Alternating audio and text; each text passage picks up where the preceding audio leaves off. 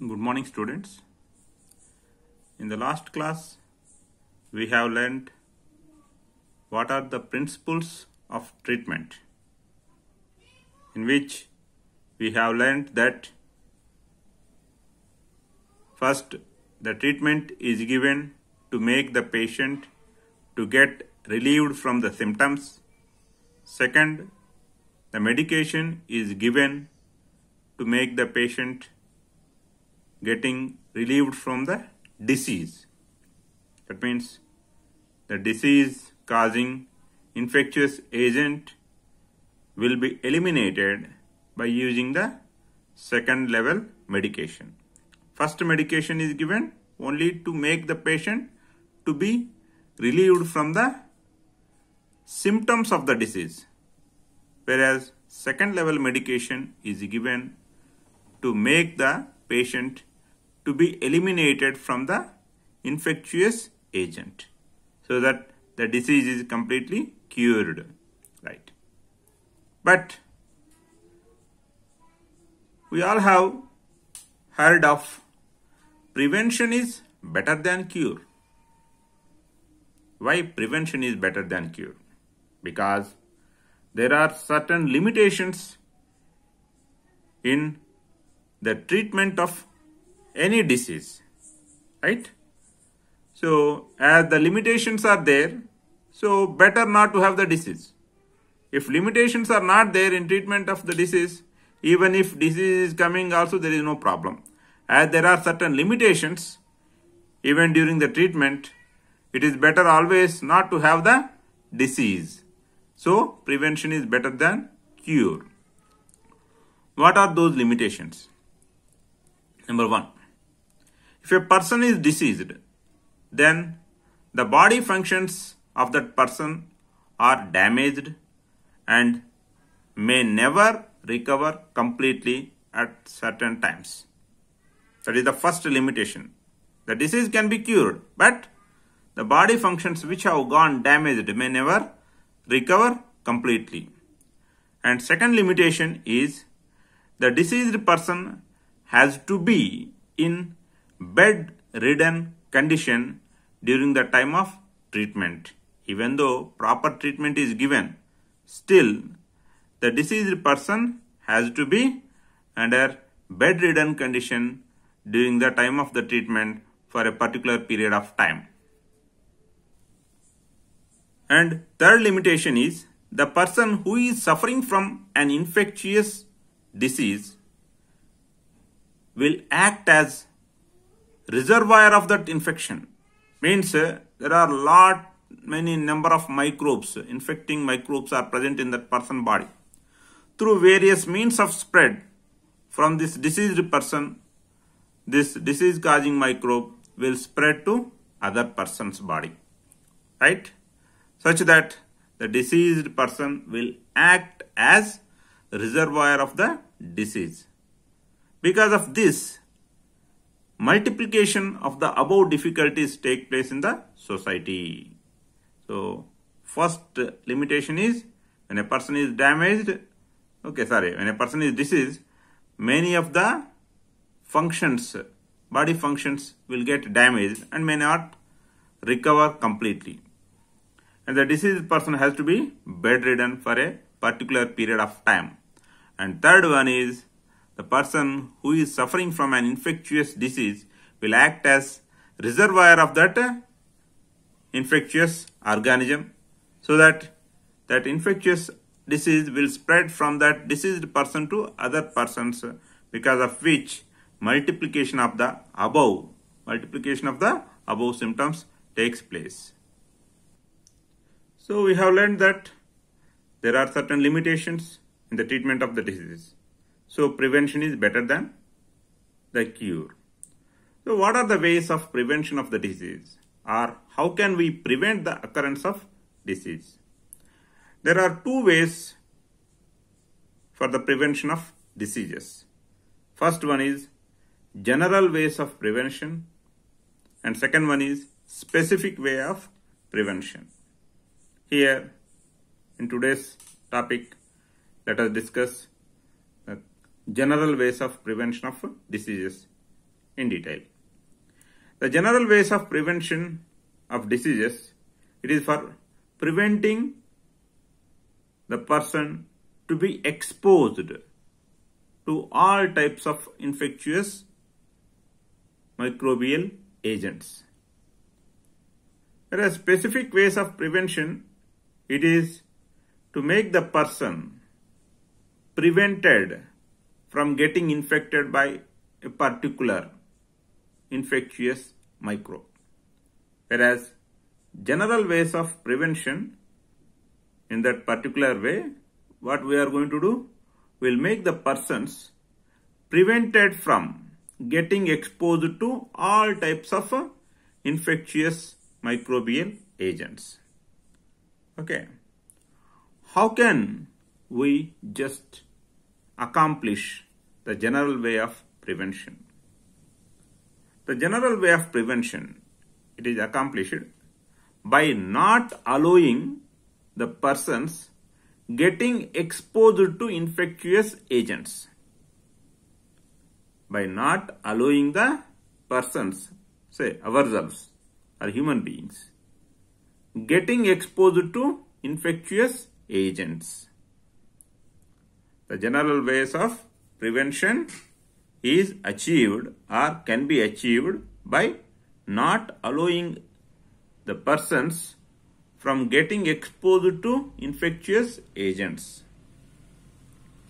It is done by two ways, or in order to achieve this, two ways have to be carried out. What are they? First one, by preventing the means of spread of infectious microbes. First one is by preventing the means of spread of infectious microbes. Based on the means of spread, the diseases, infectious diseases are of 5 types. We have learned that. What are they? Airborne diseases, waterborne diseases, vector-borne or insect-borne diseases. Next, sexually transmitted diseases. And fifth one is food-borne diseases. Here, we are going to discuss that particular aspect only. First one is preventing the means of spread. We are not allowing the persons to be exposed to that particular means of spread. It doesn't mean that the persons are not allowed to take air, or it doesn't mean that the persons are not allowed to have water.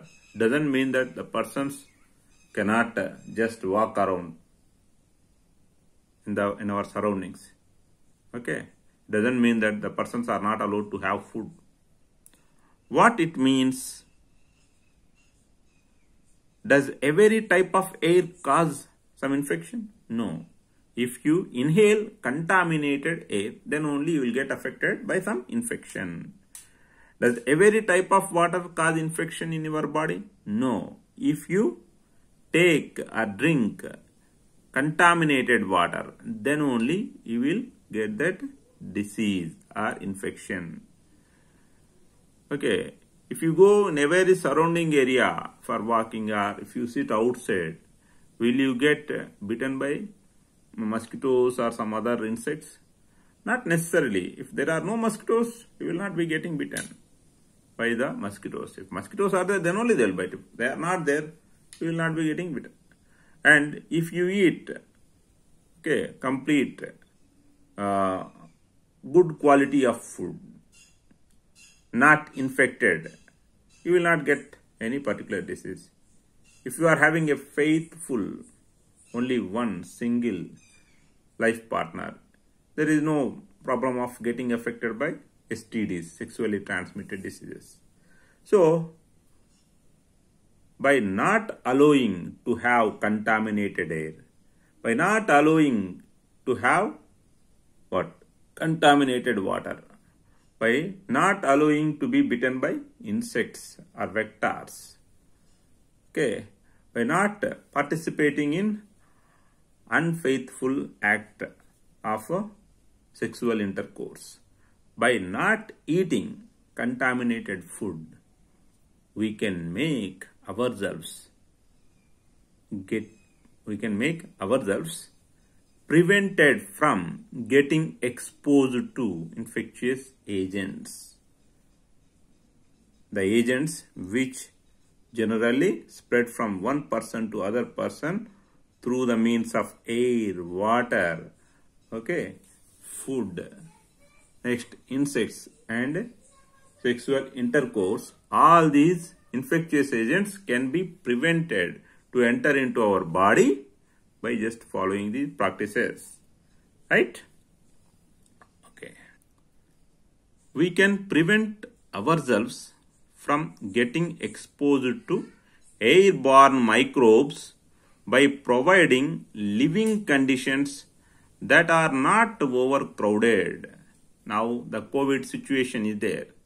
Social distancing. Why are we following social distancing? Not to have overcrowded. In an overcrowded area, airborne diseases, airborne infectious agents can easily spread. So we can prevent ourselves from getting exposed to airborne microbes by providing the living conditions which are not overcrowded. We can prevent ourselves from getting exposed to waterborne microbes by providing safe drinking water,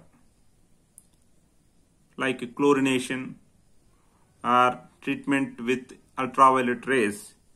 You can make the water completely safe, and the safe drinking water can be supplied to households through the municipal departments. Okay, so safe drinking water, if it is provided, then automatically we can just prevent ourselves from getting exposed to unsafe water or contaminated water. We can make ourselves prevented from getting exposed to vector-borne microbes by providing clean environment, like removing of stagnant water from our surroundings. It will make our surroundings free from mosquitoes. If stagnant water is there in our surroundings, what it will cause? It will cause the mosquitoes to breed and the mosquitoes to grow large in number. So, in this way, vector-borne diseases can be prevented, right? So, by keeping our surroundings clean, okay, we can make the insects like mosquitoes not inhabiting in our areas. Okay, so this is like how can we make ourselves prevented from getting exposed to airborne diseases, waterborne diseases and vector-borne diseases. And how can we make ourselves getting or not coming across a disease even though we are getting infected by some disease causing microbe. For example, if a person is having common cold in your class, he has sneezed. Your friend didn't get the disease, but you got the disease. But your friend and you both are there in the same place. In your surroundings only, that infected person, already diseased person has sneezed. But why you got disease, but your friend didn't? Because your friend is having a healthy body, a strong body. So, by keeping our physical body healthier and stronger, how can you just keep your physical body healthier and stronger? By providing yourselves the balanced diet regularly and by carrying out regular physical exercises. Having balanced diet regularly and carrying out regular physical exercises will make your body stronger, with which there is a special system in your body that will protect you from getting diseases. That system is called immune system. So, by providing balanced diet and by carrying out regular physical exercises, you can keep your immune system stronger. this immune system will make your body not to get any disease, even though you are going to get infected by certain number of infectious microbes. What is immune system and how does it function? Immune system is a special organ system of our body that normally fights off the microbes and keeps our body protected from infectious microbes. Okay, how does the immune system carry out its function? Immune system has specialized cells. These specialized cells kill the infectious microbes. Okay, that is their role. As the infectious microbes enter our body, these specialized cells go to the site of infection and they act on them and they try to eliminate them by killing them. Okay, this is how. The specialized cells of the immune system, what do? They immediately go up to the site of the infection and they act on the infectious microbial cells and they try to eliminate them by killing them. If our immune cells manage to eliminate the infectious microbes, then we do not get that disease. If our immune cells manage to eliminate the infectious microbes, then we do not get that disease. If our immune cells cannot manage to eliminate the infectious microbes, what will happen?